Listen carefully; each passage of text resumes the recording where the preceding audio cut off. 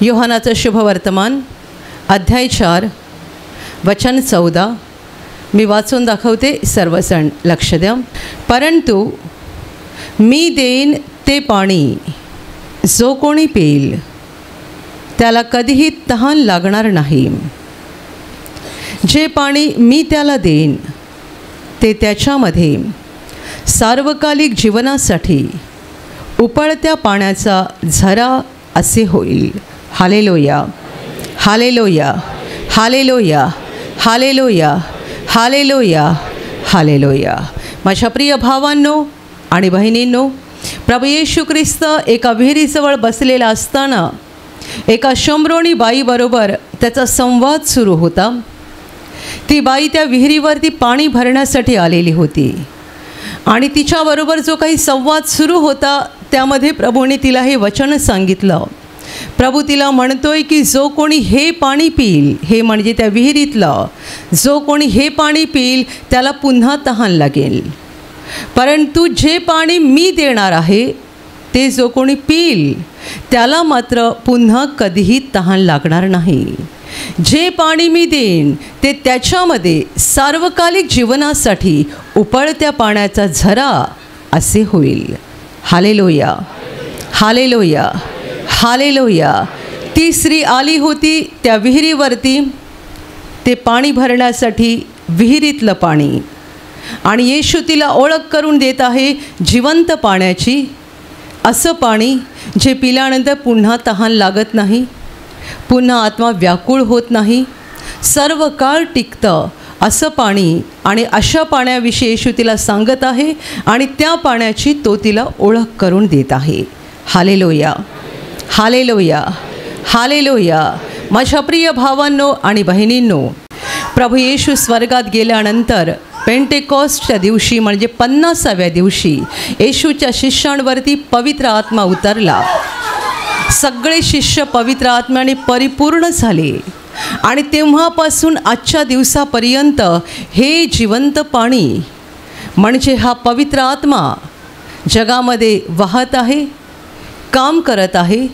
आणि जेवढे येशूचा स्वीकार करतात, जेवढे आपल्या पापांची क्षमा मिळवतात आणि देवपित्याजवळ पवित्र आत्मा मागतात, त्या सगळ्यांमधून हे जिवंत पाणी वाहत राहतं. हालेलुया. तुमच्यापैकी काही जण आज इथे पहिल्यांदाच आले असतील. एखाद्या आजारात तुम्ही असाल, बरे होण्यासाठी तुम्ही आला आहात. एखाद्या संकटात सापडला आहात आणि त्यातून बाहेर पडण्यासाठी तुम्ही इथे आला आहात. एखाद्या दुःखात आहात किंवा निराशेत आहात आणि तुम्हाला समजलं किंवा कुणीतरी सांगितलं आहे की इकडे आल्यानंतर प्रश्न सुटतात, आजार बरे होतात, संकट दूर होतात, म्हणून तुम्ही या ठिकाणी आला आहात. परंतु आज देव तुम्हाला जिवंत पाण्याची ओळख करून देत आहे. ज्याप्रमाणे ती बाई गेली होती विहिरीतलं पाणी भरण्यासाठी, मृत पाणी, मेलेलं पाणी. ते पाणी का मेलेलं आहे सांगा? कारण ते पाणी पिल्यानंतर कायमची तहान भागत नाही. थोड्या वेळाने पुन्हा तहान लागते, मग पुन्हा लागते, मग पुन्हा लागते. म्हणजे ते मेलेलं पाणी आहे.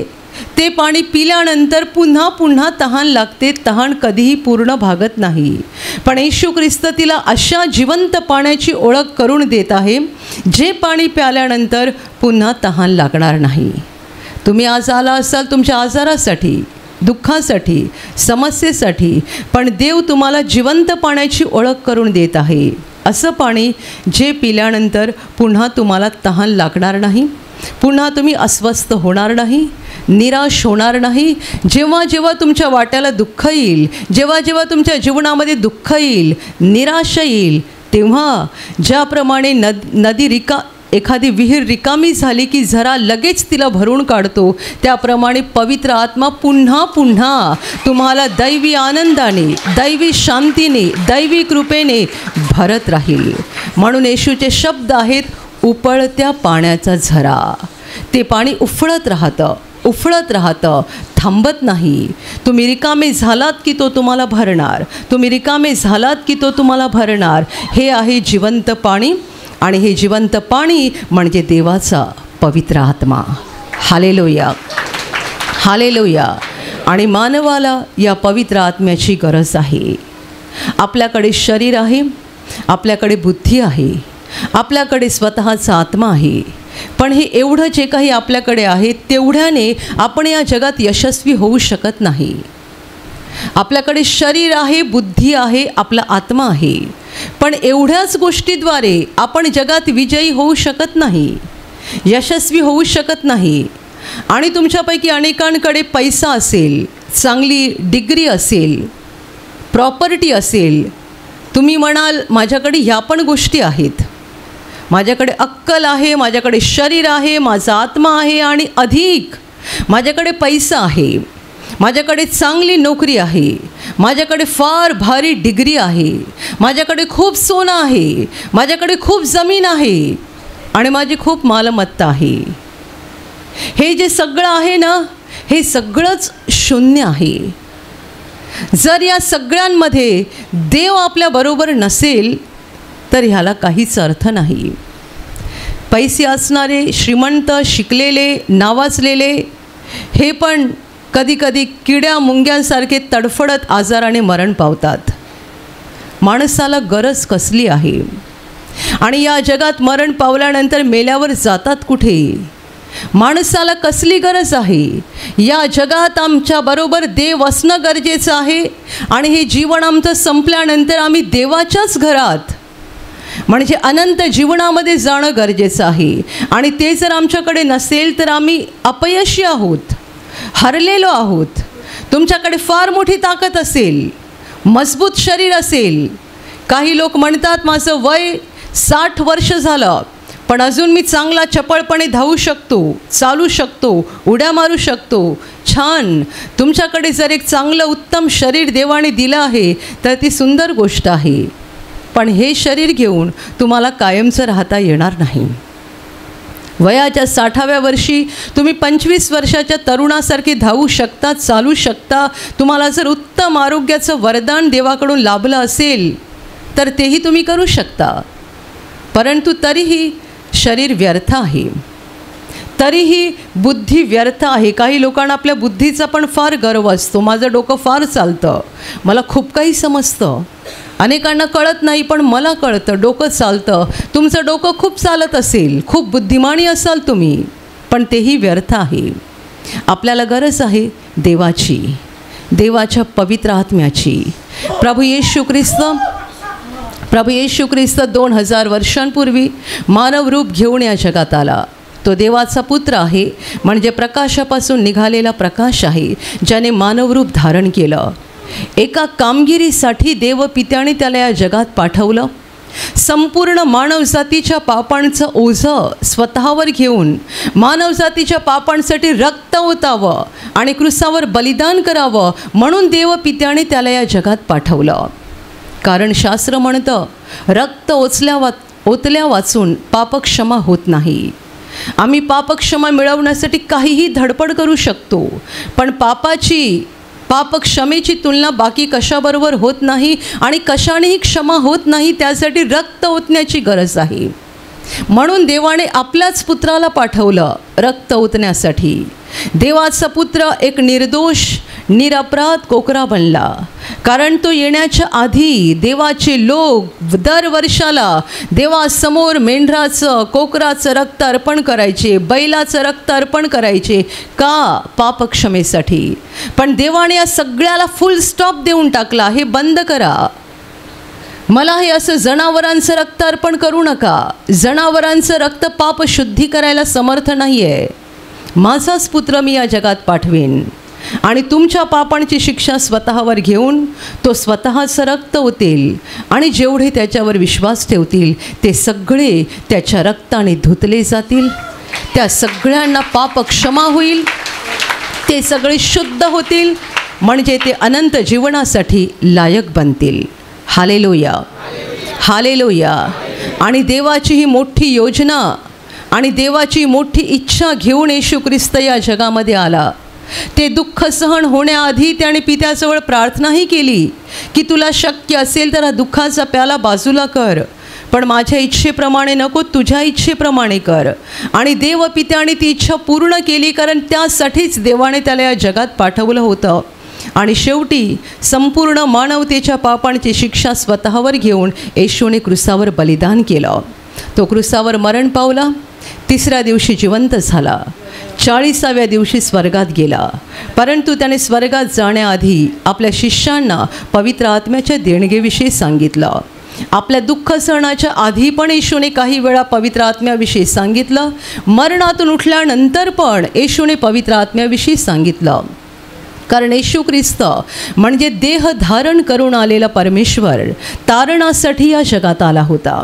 तो या जगात कायमचं राहू शकत नव्हता. देह धारण अवस्थेमध्ये त्याला या जगात कायमचं राहणं शक्य नव्हतं. आणि देह धारण अवस्थेत जर तो राहिला असता तर तो एका वेळी एकाच ठिकाणी राहिला असता. त्याच्या कामाला मर्यादा पडल्या असत्या. परंतु त्याला इथून जाणं गरजेचं होतं, म्हणजे पवित्र आत्मा येणार होता. आणि म्हणून येशू त्याच्या शिष्यांना म्हणाला होता, मला गेलं पाहिजे. मी जर गेलो नाही तर कैवारी येणार नाही. मी जाईन तेव्हाच मी त्याला पाठवेन. आणि तो कुठे जायची भाषा करत होता? स्वर्गात जाण्याची भाषा. देह धारण करून आलेला परमेश्वर म्हणजे येशू ख्रिस्त ज्या कामगिरीसाठी या जगात आला होता ती कामगिरी पूर्ण करून तो वर स्वर्गात गेला. आणि जाताना शिष्यांना सांगून गेला, यरुशलेम सोडून जाऊ नका. पित्याने देऊ केलेल्या देणगीची वाट बघा. ती देणगी मिळेपर्यंत या शहरातून बाहेर पडू नका. आणि शिष्य थांबून राहिले, प्रार्थना करत होते. तो दिवस उजाडला, 50वा दिवस. आणि शिष्य एका बंद घरामध्ये प्रार्थना करत असताना मोठा वारा सुटला, भूमिकंप झाला. ज्या घरात ते बसले होते ते सगळं घर त्या वाऱ्याने भरून गेलं. आणि जे विश्वासणारे सगळे येशूचे शिष्य तिकडे होते त्यांनी बघितलं की आकाशातून पवित्र आत्मा अग्नीच्या रूपात उतरला. अग्नीसारखा पवित्र आत्मा उतरला. आणि अग्नीच्या जिभा वेगवेगळ्या होऊन प्रत्येकांवर एक एक अशा बसल्या. आणि ते सगळेजण पवित्र आत्म्याने परिपूर्ण झाले. Hallelujah, hallelujah, hallelujah. देवपित्याने येशूवर विश्वास ठेवणाऱ्या प्रत्येक व्यक्तीसाठी देव केलेली ही मौल्यवान देणगी आहे. पवित्र आत्म्याशिवाय आपण या जगात जीवन जगू शकत नाही. म्हणजे जगू शकतो पण मेलेलं जीवन, जनावरासारखं जीवन, खायचं, प्यायचं, झोपायचं, पाप करत राहायचं आणि मेल्यावर शेवटी नरकात जायचं, असं जगायचं असेल तर पवित्र आत्म्याची गरज नाही आहे. खाणं पिणं करून जगामध्ये गुंतून जाऊन मौज मजा करत राहायची आहे, पाप करत राहायचं आहे. सत्सत विवेक बुद्धीला टाळं लावून ठेवायचं आहे. बरं काय वाईट काय याचा काही विचार करायचा नाही. जे वाटेल ते करत राहायचं. आणि याचा शेवट काय होणार? नरकाच्या अग्नीत विनाश होणार. जर हे हवं असेल तर पवित्र आत्म्याची गरज नाही आहे. याच्यासाठी आपलं शरीर, आपली बुद्धी पुरेसं आहे. पण जर हे करायचं नाही आहे आणि आत्तापर्यंत मी वाईट जीवन जगलो, आत्तापर्यंत मी अंधारात राहिलो, पण आत्ता मला देवाच्या इच्छेप्रमाणे वागायचं आहे, मला शुद्ध जीवन जगायचं आहे, मला चांगलं जीवन जगायचं आहे. जो प्रभू माझ्यासाठी क्रूसावर मेला त्याची इच्छा मला पूर्ण करायची आहे. यापुढे मला स्वतःसाठी नाही तर ज्याने माझ्यासाठी रक्त ओतलं आहे आणि ज्याने माझं नाव जीवनाच्या पुस्तकात लिहिण्यासाठी स्वतःच्या शरीराची आणि रक्ताची किंमत मोजलेली आहे त्याच्यासाठी मला जीवन जगायचं आहे. हे जर करायचं असेल तर आपलं शरीर आणि बुद्धी एवढं पुरेसं नाही आहे. आपल्याला पवित्र आत्म्याची गरज आहे. हालेलुया. पवित्र आत्मा म्हणजे देवापासून निघणारा आत्मा. येशूवर विश्वास ठेवून जे लोक नीतिमान बनले आहेत त्यांच्यावरती पवित्र आत्मा उतरतो. पवित्र आत्मा त्यांच्यामध्ये येऊन वस्ती करतो. म्हणजे काय होतं? म्हणजे आपलं शरीर हे जिवंत देवाचं मंदिर बनतं. जिवंत देवाचा आत्मा आपल्या अंतःकरणात वास करतो आणि मग तो आपल्याशी बोलत राहतो, आपल्याला मार्गदर्शन करतो, आपल्याला शिकवत राहतो, आपल्याला सत्यामध्ये चालवतो. तो आपल्याला सामर्थ्य देतो. आपल्या जीवनातला, आपल्या आत्म्यातला अंधार काढून टाकतो. तो आपल्याला प्रकाशित करतो आणि आपल्याला अधिक मजबूत करत अगदी विजयाने, सफलतेने देवाच्या मार्गाने चालवत राहतो. Hallelujah, hallelujah, hallelujah. तुमच्या बुद्धीला तुमचं काम करू द्या, परंतु पवित्र आत्मा महत्त्वाचा आहे आणि पवित्र आत्म्याने आपल्या जीवनामध्ये काम केल्याशिवाय आपण या विश्वासाच्या प्रवासात शेवटपर्यंत टिकून राहणार नाही आणि पवित्र आत्म्याने आपल्या आत्म्यात काम केल्याशिवाय आपण सामर्थ्यशाली जीवन जगू शकत नाही. तुम्ही असे काही लोक बघाल जे म्हणतात की आम्ही येशूला मानतो आणि येशूकडे प्रार्थना करतो, परंतु त्यांच्या जीवनामध्ये दुःखच भरलेली आहेत. ते स्वतः अंधारात आहेत आणि कुणाला प्रकाश देऊ शकत नाहीत. असे लोक तुम्ही बघाल. तुम्ही सांगाल आमच्या आजूबाजूला आम्ही अनेक ख्रिस्ती लोक पण बघितले ज्यांनी आम्हाला कधीच सांगितलं नाही की येशूच्या नावामध्ये एवढी ताकद आहे, येशूच्या नावामध्ये एवढं सामर्थ्य आहे. कोण सांगू शकतो? ज्याच्यामध्ये प्रकाश आहे तो सांगू शकतो. ज्याच्यामध्ये पवित्र आत्मा आहे तो सांगू शकतो. ज्याच्याकडे पवित्र आत्मा नाही आहे, फक्त शरीर आणि बुद्धी आहे, त्याला या गोष्टी कधीच समजू शकणार नाहीत. Hallelujah, hallelujah, hallelujah, hallelujah. माझ्या प्रिय भावांनो आणि बहिणींनो, आम्हाला या जगात दुबळं जीवन जगायचं नाही आहे. देवाने आपल्याला दुबळं जीवन जगायला निवडलं नाही आहे. अगदी खालच्या दर्जाचं जीवन जगायला देवाने निवडलं नाही आहे.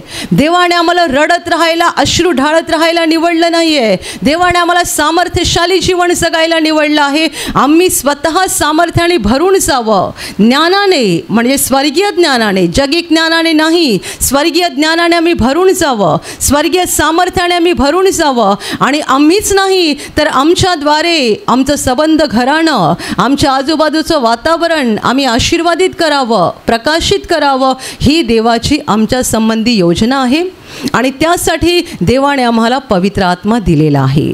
Hallelujah, hallelujah, hallelujah. येशूवर विश्वास ठेवून ज्यांना पवित्र आत्मा प्राप्त झाला ते लोक म्हणतात आम्हाला आतून कोणीतरी शिकवतो, कोणीतरी बोलतो. हा पवित्र आत्मा आहे. आणि असं नाही की येशूवर विश्वास ठेवल्यानंतर आमच्या जीवनात दुःख येत नाहीत की संकट येत नाहीत. दुःख येतात, संकट येतात, आजार पण येतात, पण आमच्या आतमध्ये पवित्र आत्मा आहे आणि तो आम्हाला रिकामी होऊ देत नाही. रिकामी. येशू म्हणाला, जे पाणी मी देईन ते त्याच्यामध्ये सार्वकालिक जीवनासाठी उकळत्या पाण्याचा झरा असं होईल. म्हणजे तुम्ही रिकामी झालात की पवित्र आत्मा तुम्हाला भरून काढणार. तुम्ही रिकामे झालात की पवित्र आत्मा कृपा ओतणार. तुम्ही रिकामे झालात की पवित्र आत्मा शांती घालणार. जेव्हा जेव्हा आपली शांती ढळते, जेव्हा जेव्हा आपण अस्वस्थ होतो, थोड्याच वेळात आपण स्थिर होतो. ज्याला पवित्र आत्मा प्राप्त झालेला आहे तो थोड्या वेळात स्थिर होतो. थोड्या वेळात स्थिर होतो म्हणजे काय? विहिरीतलं पाणी संपत आलं होतं, झऱ्याने लगेच भरून टाकलं. हा जिवंत झरा पवित्र आत्मा आहे. Hallelujah, hallelujah, hallelujah. पवित्र आत्म्याच्या बाबतीत तुम्ही किती गंभीर आहात हे महत्त्वाचं आहे. कारण खूप लोकांचं लक्ष फक्त आजारमुक्ती, दुःखमुक्ती, व्यसनमुक्ती, नोकरी मिळणं, पगार वाढणं, मूल होणं, घर मिळणं, बस याच गोष्टींकडे लक्ष असतं. पण हे समजून घ्या, पवित्र आत्मा म्हणजे खुद्द परमेश्वर जेव्हा आमच्यामध्ये येऊन राहतो तेव्हा आमचं संबंध जीवन बदलून जातं. नुसती नोकरी, पैसा, आजारमुक्ती, दुःखमुक्ती हे बोलत राहू नका. एकदा पवित्र आत्मा आला म्हणजे देव स्वतः तुमच्याकडे आला आणि देव जर तुमच्यामध्ये असेल तर जो काही अंधार आहे तो काढून टाकणार. Hallelujah, hallelujah. आज पहिल्या सेशनमध्ये आजारमुक्तीची प्रार्थना नाही झाली, पवित्र आत्म्याने भरून जाण्याची प्रार्थना झाली. पण काही लोकांनी साक्षी दिल्या की त्यांना पवित्र आत्म्याचा असा काही स्पर्श झाला ज्याद्वारे त्यांचे आजार बरे झाले. एका बहिणीची तर एवढी मोठी गाठ होती, आज सकाळच्या प्रार्थनेत एका क्षणात गाठ निघून गेली. म्हणजे ज्या वेळेला पवित्र आत्म्याचा स्पर्श झाला त्यावेळेला आजार निघून गेला. आजार बरे व्हावे म्हणून प्रार्थना करा असं लोकांना मी सांगितलं नाही. तुम्हाला पवित्र आत्मा मिळावा म्हणून प्रार्थना करा. पवित्र आत्मा मागा सांगितलं आणि जेव्हा लोकांनी पवित्र आत्मा मागितला तेव्हा पवित्र आत्म्याचं आगमन झाल्यानंतर अंधाराचं काम पण नष्ट झालं. आजार हे अंधाराचं काम आहे. जेव्हा पवित्र आत्मा उतरतो तेव्हा अंधाराची कामं पण नष्ट होतात. Hallelujah, hallelujah, hallelujah, hallelujah, hallelujah. तुम्ही दर वेळेला जेव्हा इथे प्रार्थनेला येता तेव्हा जी आपली स्तुती आराधना होते त्याच्या शेवटी आपण पवित्र आत्म्याने भरून जाण्यासाठी प्रार्थना घेतो. हे फार गरजेचं आहे, फार महत्त्वाचं आहे. पवित्र आत्मा हा आमचा दुसरा कैवारी आहे. पहिला कैवारी येशू ख्रिस्त, जो आमच्या पापक्षमेसाठी, आम्हाला पापांची मुक्ती देण्यासाठी आणि अनंत जीवन देण्यासाठी आला होता. त्याने त्याचं काम पूर्ण केलं आणि तो निघून गेला. पण तो गेल्यानंतर आता मी एकटे प्रवास करू शकत नाही. त्याने आम्हाला पापक्षमा दिली, पण आता पापापासून पुढे आम्हाला दूर राहायचं आहे. त्याने आम्हाला अनंत जीवनाचं अभिवचन दिलं, पण ते अनंत जीवन मिळेपर्यंत आम्हाला प्रवास करायचा आहे. पापक्षमा येशूने मिळवून दिली, पण आता पुन्हा पाप होऊ नयेत म्हणून स्वतःला वाचवायचं आहे, सांभाळायचं आहे. आणि जे अनंत जीवन त्याने आम्हाला देऊ केलेलं आहे तिथपर्यंत पोहोचायला आम्हाला एक मोठा प्रवास करायचा आहे. आणि त्या प्रवासात आम्हाला कुणीतरी मदतीला हवा आहे. तुम्ही कोणाला मदतीला घ्याल? तुमच्या एखाद्या मित्राला घ्याल का? एखाद्या मैत्रिणीला घ्याल? विश्वासाच्या प्रवासामध्ये कधीकधी आमचे मित्र आणि मैत्रीणच आम्हाला चुकीच्या मार्गाला नेतात, चुकीचं मार्गदर्शन करतात. म्हणून विश्वासाच्या प्रवासातला आमचा खरा मित्र, खरा मार्गदर्शक, खरा मदतनीस, खरा सहाय्यक आणि आमचा खरा कैवार घेणारा पवित्र आत्मा आहे.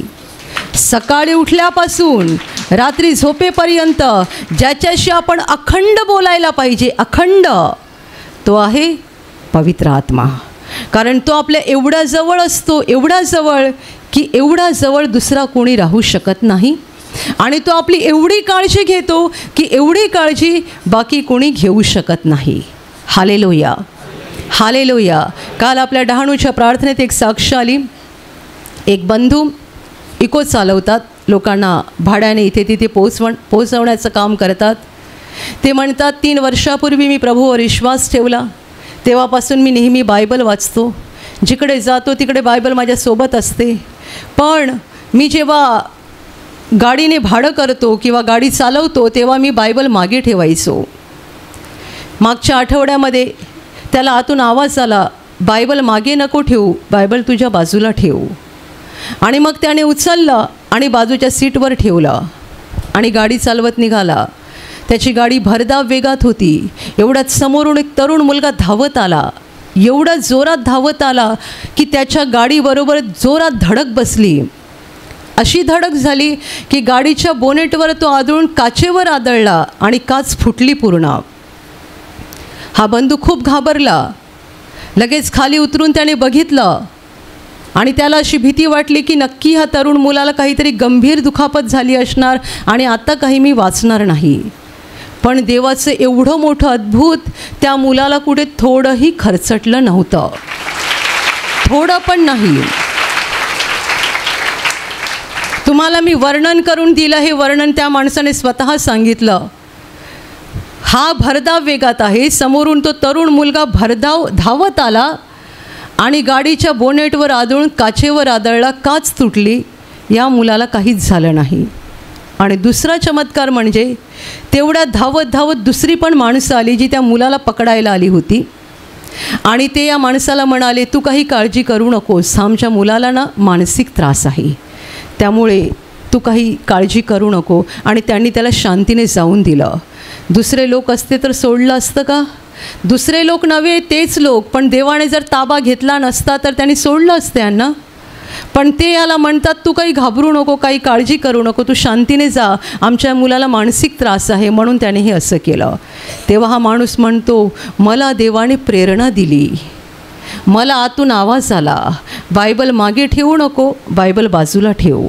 आणि बायबल बाजूला ठेवून मी निघालो आणि हा एवढा मोठा अपघात झाला, पण देवाने मात्र फार मोठा चमत्कार करून मला याच्यातून वाचवलं. आता या माणसाचा विश्वास आहे की बायबलद्वारे देवाने चमत्कार केला, मी पण मान्य करते. पण सुरुवात कुठून झाली? त्याला आतून आवाज आला.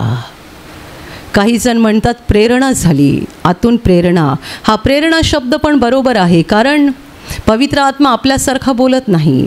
आपण जसे एकमेकांशी बोलतो तसा नाही बोलत. तो जेव्हा हृदयात बोलतो तेव्हा हृदयातून विचार बाहेर येतात. डोक्यातून येणारे विचार वेगळे असतात, इकडून येणारे विचार वेगळे असतात.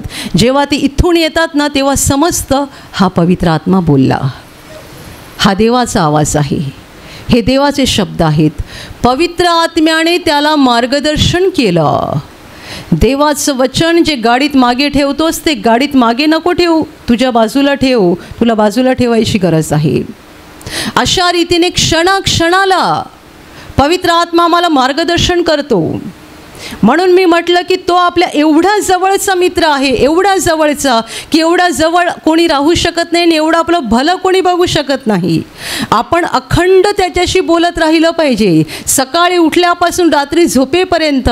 आणि रात्री जेव्हा झोपलेले असताना मध्ये मध्ये जाग येते तेव्हा पण पवित्र आत्म्याशी बोलता आलं पाहिजे, त्याचा आवाज ऐकता आला पाहिजे. कारण तो आपल्या आतमध्ये राहतो. देवपित्याने त्याला यासाठी पाठवलं आहे की त्याने आपल्यामध्ये राहावं, आपल्याला सगळ्या वाईटापासून सांभाळावं, सत्याच्या मार्गाने चालवावं. देवाची इच्छा आपल्याला प्रकट करावी की आपण काय करावं, काय करू नये, काय बोलावं, काय बोलू नये, कोणत्या मार्गाने चालावं, कोणत्या मार्गाने चालू नये, कोणाला भेटावं, कोणाला भेटू नये. त्याने आपल्याला मार्गदर्शन करावं, सत्यामध्ये पुढे पुढे न्यावं. देवाचं ज्ञान, देवाचा प्रकाश, देवाचं सामर्थ्य आपल्याला द्यावं. आपण दुबळं, घाबरलेलं, निराश जीवन जगू नये. आमच्या आजूबाजूला कितीही भयानक गोष्टी घडल्या आणि किती भयानक गोष्टी ऐकल्या तरी आतून पवित्र आत्म्याने आम्हाला ताकद द्यावी. घाबरू नको, काही हो पण मी तुझ्याबरोबर आहे, काही हो मी तुला हिम्मत देत आहे. ही हिम्मत, हे सामर्थ्य आतून आम्हाला मिळत राहावं. किती वेळा एखादा भयानक आजाराचं नाव आम्ही ऐकतो, गळून जातो. एवढा मोठा आजार, एवढा मोठा आजार, आता पुढे काय होईल, आता पुढे काय होईल. पण जर पवित्र आत्मा तुमच्यामध्ये असेल तर तो रिकामी विहीर लगेच भरणार आणि सांगणार घाबरू नको, मी आहे. आजाराचं नाव मोठं आहे पण देव त्याच्यापेक्षा मोठा आहे. घाबरू नको, तू बरा होणार. घाबरू नको, तू बरी होणार. घाबरू नको, देव तुला याच्यातून बाहेर काढेल. प्रार्थना कर. कोणाला क्षमा करायची राहिली ती करून टाक. कोणत्या पापांचा पश्चाताप करायचा राहिलेला आहे तो करून टाक. पवित्र आत्मा आम्हाला सत्यामध्ये नेत राहतो आणि शेवटी आम्हाला पुढे चालवत चालवत चालवत एक दिवस तो अनंत जीवनात म्हणजे स्वर्गात पोहोचवणार आहे. आम्ही आमचा प्रवास चांगल्या प्रकारे करावा, यशस्वी करावा, नापास होऊ नये, फेल होऊ नये, पडू नये, गळून जाऊ नये, तर अनंत जीवनापर्यंत आम्ही पोहोचावं. म्हणून आम्हाला दुसरा कैवारी म्हणजे मदतनीस म्हणजे खरा मित्र देवाने दिलेला आहे. Hallelujah, hallelujah, hallelujah, hallelujah. माझ्या प्रिय भावांनो आणि बहिणींनो, आज आपण पवित्र आत्म्यासाठीच विशेष प्रार्थना घेणार आहोत. आज कोणीही आजार बरे होण्यासाठी मागायची गरज नाही आहे. आजचा दिवस विशेष आहे. याच दिवशी पृथ्वीवर मोठ्या प्रमाणात पवित्र आत्मा उतरला होता. तो पेंटेकॉस्टचा दिवस आणि त्या दिवसापासून आजच्या दिवसापर्यंत किती वेळा या गोष्टीची पुनरावृत्ती झालेली आहे. ज्या ज्या लोकांनी येशूवर विश्वास ठेवला त्यांना पवित्र आत्मा मिळत गेला. ते सामर्थ्यशाली बनत गेले, प्रकाशित होत गेले. तुम्हाला जर पवित्र आत्म्याला मिळवण्याची भूक असेल, तहान असेल, ओढ असेल तर देव तुम्हाला पवित्र आत्म्याने भरून काढेल. प्रभू येशू म्हणाला, जे देवपित्याजवळ मागतात त्यांना तो पवित्र आत्मा का देणार नाही. पवित्र आत्मा. म्हणून आज कोणत्याही आजारासाठी प्रार्थना करू नका. आजार निघून जावे, दुःख निघून जावे म्हणून प्रार्थना करू नका. आज ही विशेष वेळ आहे. पवित्र आत्म्याने भरून जाण्यासाठी प्रार्थना करा.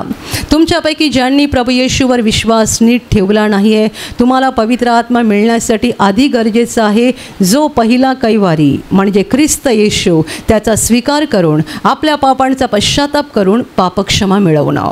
कारण जोपर्यंत पहिल्या कैवारीचा तुम्ही स्वीकार करत नाही तोपर्यंत दुसरा कैवारी म्हणजे पवित्र आत्मा प्राप्त होत नाही.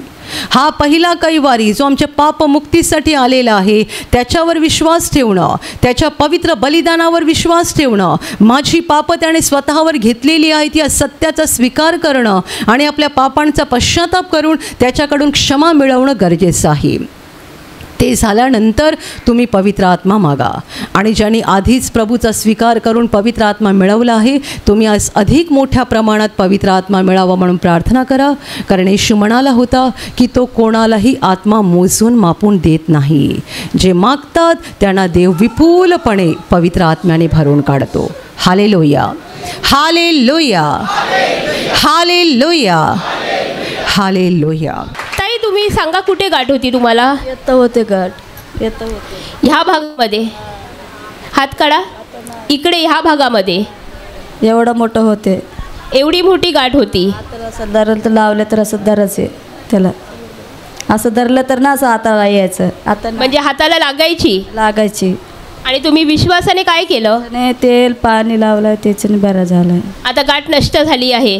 तुम्ही बघू शकता या बहिणीच्या ह्या भागाला इथे गाठ होती.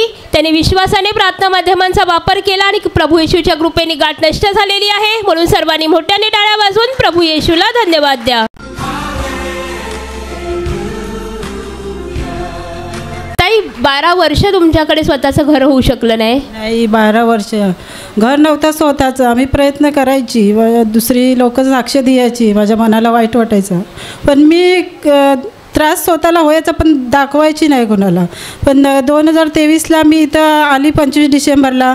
तर सिस्टर बोलायची की ज्यांना घर नाही त्यांना स्वतःचं घर भेटू दे. पण मी देवाला प्रार्थना केली, देवा ज्यांना घर नाही त्यांना स्वतःचं घर भेटू दे. म्हणजे तुम्ही दुसऱ्यांसाठी प्रार्थना केली? साठी बोलायची मी, देवा ज्यांना घर नाही त्यांना स्वतःचं घर भेटू दे. पण देवाने माझीच प्रार्थना ऐकला आणि एका महिन्यातच मला घर भेटलं. 1 वर्ष झाली मला घराला. मी स्वतःच्या घरात पण राहायला गेली. 12 वर्षानंतर स्वतःचं घर देऊन आशीर्वादात केलं म्हणून मी देवाला धन्यवाद देते, आभार मानते देवाचे. ताई, मुलीला काय झालं होतं? ही जेव्हा 1.5 वर्षाची होती ना, तेव्हा केव्हा पण केळा खायची ना, म्हणजे लगेच वामट व्हायची, गळ्यात खरास व्हायची आणि लगेच म्हणजे सर्दी पण होऊ लागायची. म्हणून आहे ना मग तिला आम्ही कधीच केळा नाही खाऊ घालायचे. म्हणजे घरात केळा पण नाही आणायचे.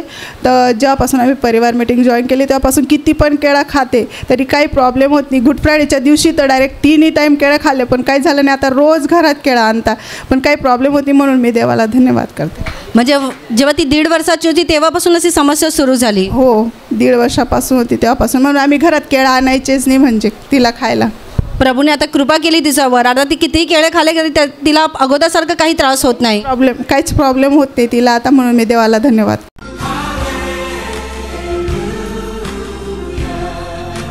ये भाई का नाम संदीप है. बता दें कि इनकी पहचान की एक व्यक्ति है. उन्होंने इनको सुसमाचार बताया और बताते कि एक दिन इनको ऐसे समस्या हो गई कि इनको खांसी शुरू हो गई. और खांसी ऐसी होती थी, एक बार खांसी अगर शुरू हो जाती थी 2 से 3 मिनट तो लगातार वो खांसते थे और उसके वजह से इनकी सांस भी फूलने लगती थी. तो इनको समझ में आ रहा था ये कैसे हो रहा है. ये प्रार्थना सभा में भी भाग लेते थे, लेकिन बताते हैं कि 2 महीना पहले मतलब मार्च महीने में ये प्रार्थना सभा देखने के लिए प्रार्थना सभा में आए. तो ये भाई ने खिचड़ी खाने जब गए तो खिचड़ी खाते वक्त तो उस खिचड़ी के साथ में जो अचार दिया जाता है तो इन्होंने विश्वास से वो अचार जैसे ही खाया, खाने के बाद से बोलता है वो को कुछ हुआ नहीं. तो जब घर पे देखा तो पूरा दिन भर उन्होंने अपने आप को जांच कर देखा. उस दिन से लेकर अब तक इनको एक बार भी खांसी नहीं आई है. 1.5 महीने की खांसी की इस बीमारी से प्रभु यीशु ने इनको चंगा कर दिया है. इसलिए आप सब लोग जोर से ताली बजाकर प्रभु यीशु को धन्यवाद दीजिए. भाऊ, तुमच्या मैत्रिणी तुम्हाला जेव्हा प्रार्थनेसाठी यासाठी तुम्हाला वेळ नव्हता मग तुम्ही घरीच प्रार्थना बघायची? घरीच ऑनलाईन बघायचो. 1.5 वर्ष. हां. आणि मार्चमध्ये कसे काय तुम्ही इथं आलेत? माझा जॉब गेल्यामुळे मी इथे यायला लागलो. मग तेव्हा तुम्हाला खोकला होता 1.5 महिने? 1.5 महिन्यापासून खोकला होता. मग इकडे आल्यावर काय झालं? इकडे आल्यानंतर मी प्रार्थना सभेमध्ये भाग घेतला इकडे. आणि जेव्हा खिचडीचं वाटप होतं इकडे तेव्हा मी गेलो खिचडी खायला. खिचडी घेतली पण आचार घेताना लोणचं घेताना मी मनातून कुचकुच झालं की खोकला आहे तर कसं खाणार मी लोणचं. त्याच्यामुळे मी नंतर विचार केला की जे आहे ते प्रभू बघून घेईल, मी आता घेतो लोणचं ते खायला. मी लोणचं घेतलं ते खायला आणि खाल्ल्यानंतर परत अजून एकदा मागून घेतलं ते खायला. 2दा खाल्लं मी ते. आणि नंतर मी घरी गेलो आणि संध्याकाळपर्यंत मी मार्क केलं की मला अजिबात खोकलाच नाही आहे. काय खोकल्याचं असं काय हेच नाही आहे. नाही तर त्यापर्यंत मला अजून 5-6 वेळा तरी खोकला आला असता, पण नंतर नाहीच आहे. दिवसभर किती वेळा खोकला यायचा? दिवसभर तरी पण 15 ते 20 वेळा सतत असा खोकला येत. एवढा खोकला तुम्हाला यायचा? एवढा खोकला यायचा. आणि आता बिलकुल येत नाही? सुका खोकला. सुका खोकला. हां, छाती पूर्ण जाम असे झालेली असायची. आता मार्च महिन्यापासून आतापर्यंत खोकला आलाच नाही? अजिबात नाही आला. आता तुम्ही आंबट वगैरे सर्व खात? सर्व खातो.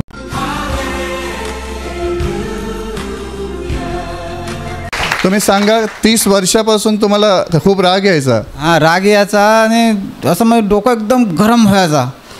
तर आता इथं 1 महिना झाला यायला लागलो, तर आता डोकं शांत. सिस्टर सांगते का डोक्यावर हात ठेवा जिथं त्रास असेल तिथं, तर त्याच्यासाठी मग ते डोक्यावर हात ठेवला तर मला आता शांतता वाटते. म्हणजे 30 वर्ष तुम्हाला जरा कोणी काय बोललं तर खूप राग यायचा? डोकं गरम व्हायचा एकदम. पण जेव्हापासून तुम्ही प्रार्थनेत डोक्यावर हात ठेवायला लागले तेव्हापासून काय झालं? आता एकदम शांत झालं. आता शांत राहता? आता कोणाशी भांडत नाही? भांडायचा सवाल नाही, पण असं गरम एकदम डोकं होते असं त्याच्यामुळे. तर सिस्टर सांगायचं का डोक्यावर हात ठेवा, कुठं तिथं दुखा असेल तिथं, तर ते आता हे ठेवतं तर बरं वाटते असं. म्हणजे देवाने तुमचा स्वभाव बदलला? बदलला. आता जास्त राग नाही, राग वगैरे येत नाही. प्रभूने या भावांना 30 वर्षाचा रागिष्ट स्वभावातून मुक्त केला आहे. म्हणून तुम्ही जोरात टाळ्या वाजवून प्रभू येशूला धन्यवाद द्या.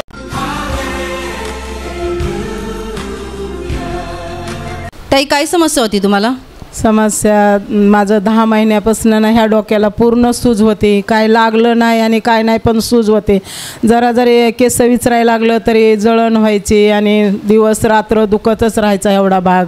आणि मग मी वचनं बोलायचे, प्रार्थना करायचे. असं मग गुड फ्रायडेच्या दिवशी रविवारी पूर्णपणे असं मला ध्यान नाही की मी कधी नाचले नाही, मला कधी नाचता येत नाही. आम्ही 6 भावंड होते, सगळे नाचायचे पण मी कधीच नाचले नाही. पण त्या दिवशी एवढी मी नाचत होते, केवढी नाचत होते आणि पडत होते. मला सिस्टर उचलत होत्या तरी मी त्यांना हाताला झटकं देऊन नाचायचे, पडायचे. आणि त्या दिवशीच्यापासून माझं हे संपूर्ण हे डोक्याचा त्रास निघून गेला. आणि काल 7 वाजता मी जेवण बनवायला गेले तसं बाजूच्या बाईने काय बारीक बारीक दिवं लावून ठेवलं होतं बाजूला आणि ते गेली खाली उतरून माळ्यावरनं. आणि मी वरी जेवण बनवते, माझा मुलगा बसला इकडं.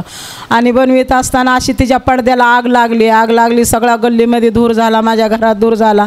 तर मी बोलले, सतेज जा रे बघ काय वायर बियर पेटलाय का काय, ती मेन लाईन बंद करून टाक. त्यानं बंद केलं, ते जाऊन मेन लाईन बघितलं, इकडं तिकडं कुठंच काय दिसत नाही. मग मी गेले बाजूवालीच्या घरात, जाऊन बघितलं तर तिचा पूर्ण पडदा आहे तो जळत होता, वरती चालला होता जळत, बाजूला गादी होते. मग मी गेले, टोपात पाणी घेऊन ते फेकलं आणि ते आग बंद केली. आणि एवढ्या मुसीबत म्हणजे एवढ्या आमच्या पाठीमागं आलेलं ते सगळं निघून जाण्यासाठी मला तिकडं घरी हजर ठेवलं. नाहीतर माझा मुलगा झोपलेला असतोय आणि काय झालं असतं काय ते काय. म्हणजे प्रभूने जे मोठी दुर्घटना होणार होती त्यापासून प्रभूने तुम्हाला वाचवलं आणि तुमच्या कुटुंबाला संरक्षण दिलं. हां. आणि ताई मला सांगा, जे तुमच्या डोकं दुखत होता, तुम्ही म्हणता अर्ध डोकं दुखायचं? अर्ध डोकं दुखत नव्हतं, एवढ्या डोक्यातनं ना पूर्ण अशा आग अशी जळजळ व्हायची आणि मुंग्या यायच्या डोक्यामध्ये. ह्या अंगावरचे असं झोपलं तरी झोपायलाच होत नव्हतं. आणि मग मी जायचे माझ्या मिस्टरांकडे, म्हणायचे अहो माझ्या डोक्यातनं लय मला कंगी पण लावायला होत नाही, विचरायला. मग त्यांनी एकदा घेतलं, एवढं तेल ओतलं माझ्या डोक्यावर, हे तेल ओतलं. मी सारखा तेलाचा वापर करायचे.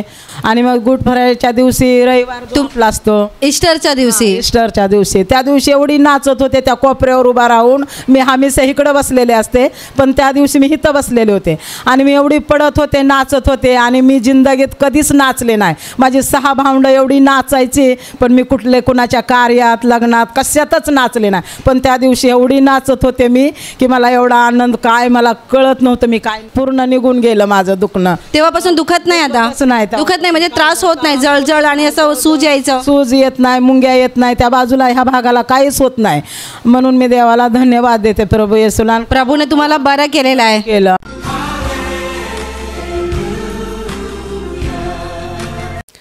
आणि आता मी तुमच्यासाठी प्रार्थना करणार आहे. पूर्ण विश्वास ठेवा की प्रभू येशू एका क्षणात तुम्हाला स्पर्श करून बरं करेल. एका क्षणात तो तुमच्या जीवनातलं दुःख काढून टाकेल. कारण प्रभू आजही जिवंत आहे. 2000 वर्षांपूर्वी तो देहरूपात या जगात होता. आज देहरूपात नाही आहे पण आत्म्याच्या रूपाने आहे. आणि जिथे जिथे लोक त्याच्यावर विश्वास ठेवतात आणि विश्वासाने त्याला हाक मारतात तिकडे तिकडे तो त्यांच्या अगदी जवळ असतो. त्यांना बरं करायला, त्यांना आनंदित करायला आणि त्यांना सैतानाच्या हातातून सोडवायला तो नेहमीच तयार असतो. म्हणून विश्वास ठेवा, प्रभू इथे आहे. तो तुम्हाला स्पर्श करेल आणि तुमचं जीवन बदलून टाकेल. जिथे तुम्हाला आजार आहे तिथे विश्वासाने हात ठेवा आणि तिथे हात ठेवणं शक्य नसेल तर छातीवर हात ठेवा. प्रभू येशूच्या नावाने या क्षणाला तुमच्या शरीरातले सगळे आजार नष्ट होत. प्रभू येशूच्या नावाने तुमच्या जीवनातील सगळी दुःख निघून जावोत. सैतानाची सर्व कामं तुमच्या घरातून आणि तुमच्या कुटुंबातून प्रभू येशूच्या नावाने पूर्णपणे नष्ट होत. सर्व शुद्धात्म्यांनो, प्रभू येशूच्या नावाने मी तुम्हाला आज्ञा देत आहे, या क्षणाला यांना सोडून निघून जा आणि पुन्हा त्यांच्यात शिरू नका. प्रभूचं महान सामर्थ्य तुमच्यावर येऊ. पवित्र आत्मा तुमच्यावर येऊ. पवित्र आत्म्याचा आनंद तुमच्या जीवनात येऊ. पवित्र आत्म्याची शांती तुमच्या हृदयात येऊ आणि तुमचं जीवन स्वर्गीय प्रकाशाने भरून जावो. आमीन.